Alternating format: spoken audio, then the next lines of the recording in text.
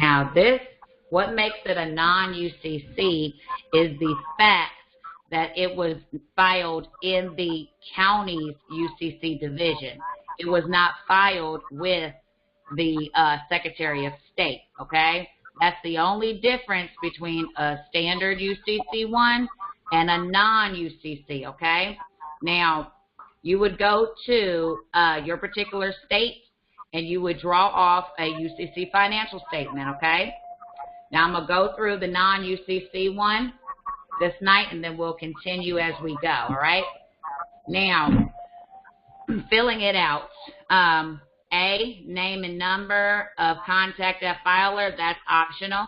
The only time that would apply is when we're actually doing the UCC3, okay?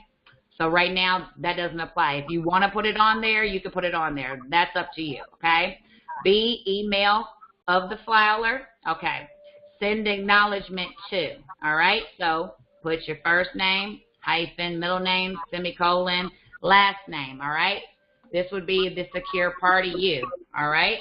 So then you would put your UPS box or your P.O. box address there, all right? Just as if it was filed. Now, you're going to have two debtors on this, and I'm going to explain to you why, all right? Your estate is still in the DTC, the Depository Trust Company. It never left, okay? Once your estate was abandoned after 7 years, it got put into the hub, which is at 55 Water Street, New York, New York, okay? The reason why we just do not put that on there as just one debtor is because your state's UCC cannot file or record a lien from another jurisdiction. So the first debtor is going to filing. So your UPS box or your P.O. box is where you would put, and that would have to be in the same county that you would be filing the actual non-UCC. This is where you would be filing your trust and all this. It has to be in that state. It doesn't necessarily have to be in the county, excuse that, but it has to be in the state, okay? So the organizational name, it's an organization, okay, because it's a Sesquique Bay Trust. It is a corporation, a de facto corporation, okay? So that is why you would say organization's name over individual's name, all right? So Tiffany Diane Murphy, the name of the estate, okay, and then you would put a Sesquique Bay Trust, okay, and then you would put the same address that you put as the send acknowledgement to. All right. Notice I put lowercase Alabama and I put a lowercase U in front of USA. Okay. Second part is the second debtor. Same way that we filled it out, except there is a second debtor because it has a different address. All right. So 55 Water Street, New York, New York. Okay. And that's where you would put. Now the secure party would be your name change. It would be the trust. Okay, so if your name is Jane Doe L, well, if your name is Jane Henrietta Doe, and you decide that you want to be Jane Henrietta Doe L, then you already know that your living trust would be Jane Henrietta Doe L, living trust, right? All right, so if you're going to be, if you're going to go proper syntax and you do Jane hyphen Henrietta semicolon Doe living trust, or you know, if you want to do your trust family of Doe or family of semicolon Doe, comma Jane hyphen Henrietta living trust. However you want to phrase it, okay? Still same address as that is on the send acknowledgement to, okay? Now we're going to get into the collateral parts, all right? And I have a breakdown in a Word document. So now on this non-UCC, you pretty much want to only focus on the accounts that you have in that particular state, okay? So if you have a vehicle, bank account, weaponry, house, job, any type of insurance, any type of accounts that you have within that state. So this UCC have within this state, okay? Not everything that you have. Everything that you have in this state, okay? So let's read this collateral statement. All right, this financing statement covers the following types of items of property listed. This is an actual and constructive notice of claim held by a secure party and the entry of the debtor in the commercial registry, and the following property is hereby registered in the same but not limited to, taken for value, and is taken free from all claims on part of any person, corporation, or municipality, pursuant to the Uniform Commercial Codes, UCC 3-303, 3-305, 3-306, and under holder in due course status. UCC 3-302 and 1-207.7, taken for value and exempt from the levy, all commercial and business-related instruments, including on all property, name, proceeds, products, real estate use and rights under law of property rights, all rights in the future, negotiable instruments, records, assets, accounts, fixtures, orders of the courts released to secure party of debtor. The above collateral is lien in the amount of $100 billion, United States pre-1933 silver coin value. 1, preferred certificate issue as birth certificate for the estate, trademark number, put your birth certificate number there, all right, Social Security Administration, put your Social Security number there, and your exemption number there.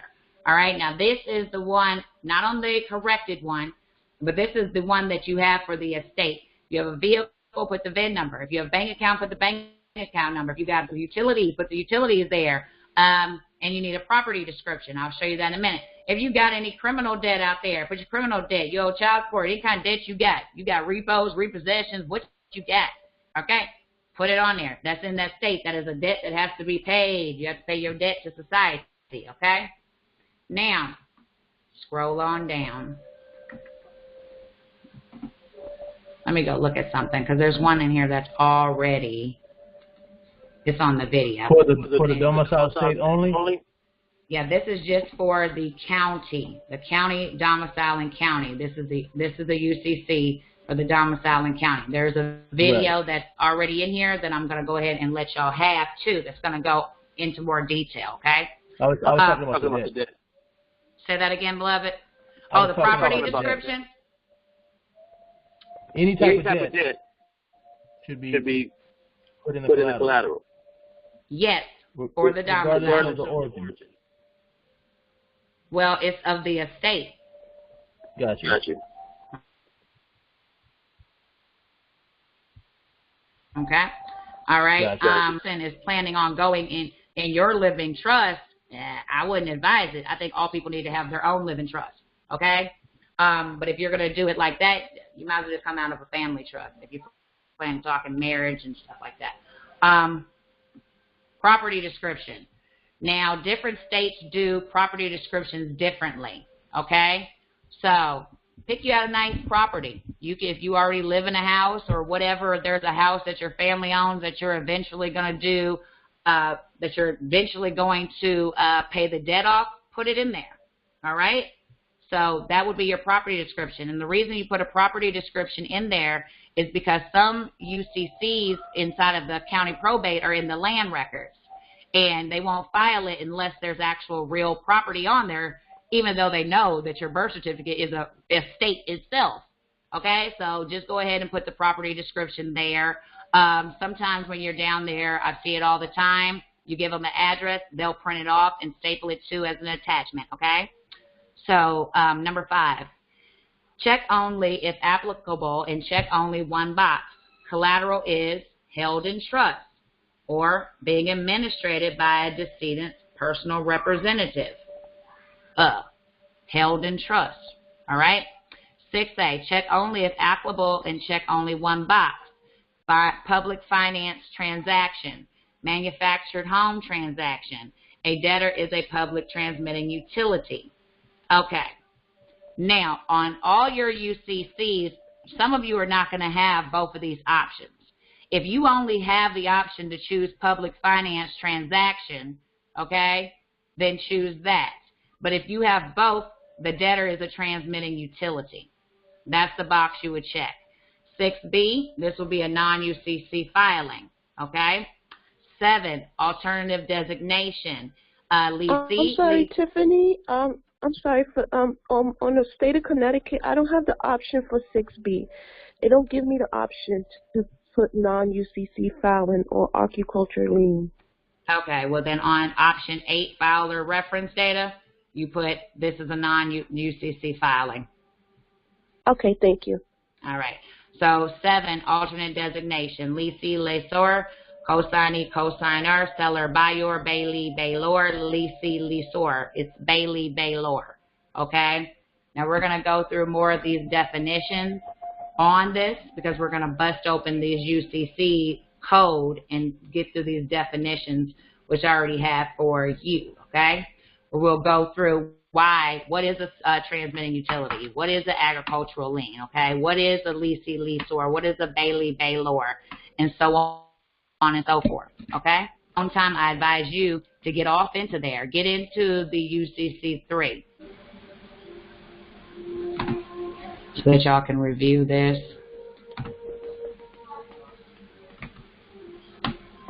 In the meantime, in between time, all right. There's that. Okay. All right. Now, with this non-UCC, there's still, let me get to it, the instructions. Here are the instructions, the collateral, okay? Now, this collateral is meant for the international regional, okay? So it's going to go more explicit into what goes into the UCC1 and so on and so forth when the collateral gets deeper, okay?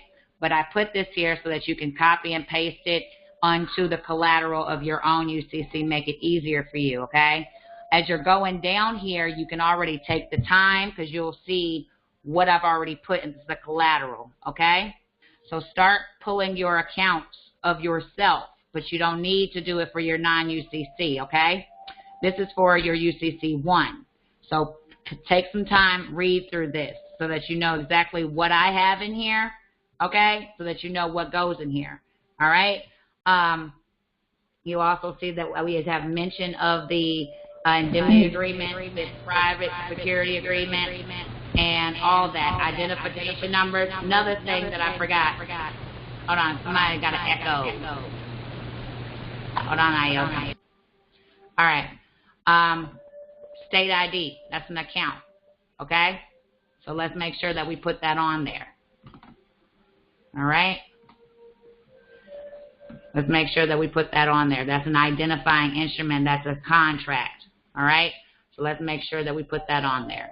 So let's take an assessment of everything that we have going on out there. Any accounts that you have open in your domiciling state, put it on there, okay? Show you something else that goes with it. The property list, okay? So the property list, the property attachment A property list, okay? This is an abstract of your private security agreement, okay? So this is in addition to that commercial security agreement, all right? So the attachment A property list, okay, it's going to go all the property listed in this property list is protected by all terms, conditions, and agreements contained in all the documents recorded herein, all right? So it's pretty lengthy. Go through this. Make sure that you're just not looking at the red, okay? Make sure of that because this is an abstract of that private security, okay? This is also going with as an attachment to that UCC, all right? So this goes with it as well. Those are two things that I want y'all to work on. Take your time with it. Read it, all right? It's 31 pages to be exact. Let me scroll down. But you don't too much have to put too much in it. It's pretty much already covered for you. It goes into intellectual property and everything of that just there, okay? Another thing is that goes with this would be the fee schedule. So we're going to get into that fee schedule, but I don't want to take y'all off track because I want us to get all of these UCCs knocked out quickly, okay? We're going to be talking about finishing the legal notice in demand, constructive notice that has to go. That's part of your injunction, do not detain process. That's why this fee schedule goes with that too. All right, because you got to be bonded. You have to, every time you go to a court, you know exactly how much it is to do business there. Well, they need to know exactly how much it is to do business with your estate or with the trust you, because private property cannot be confiscated without due compensation. Well, how do they know that they contracted if there was no schedule, right? All right, so